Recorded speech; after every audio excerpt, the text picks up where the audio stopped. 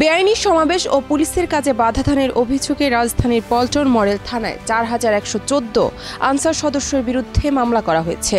26 August সোমবার পল্টন থানার উপপরিদর্শক সাজ্জাদ হোসেন ভূঁইয়া বাদী হয়ে মামলাটি দায়ের করেছেন।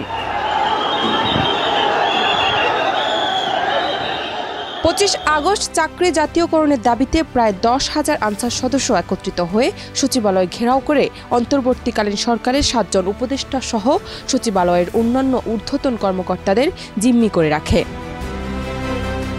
প্রাথমিকভাবে তাদের দাবি মেনে নেওয়া হলেও সচিবালয় থেকে অবরোধ তুলে না নিয়ে সেখানেই অবস্থান করে নেন আন্দোলনকারী আনসার সদস্যরা। কিছু আনসার সদস্য সচিবালয়ের 3 নম্বর গেট ভেঙে ভিতরে প্রবেশের চেষ্টাও করে।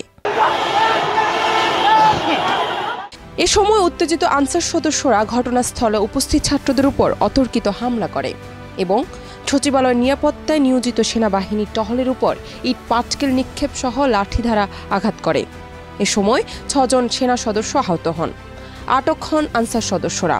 পরবর্তীতে সচিবালয় এলাকায় অতিরিক্ত সেনা মোতায়েন করে আনসারদের ছত্রভঙ্গ করে পরিস্থিতি নিয়ন্ত্রণে নিয়ে আসা হয়।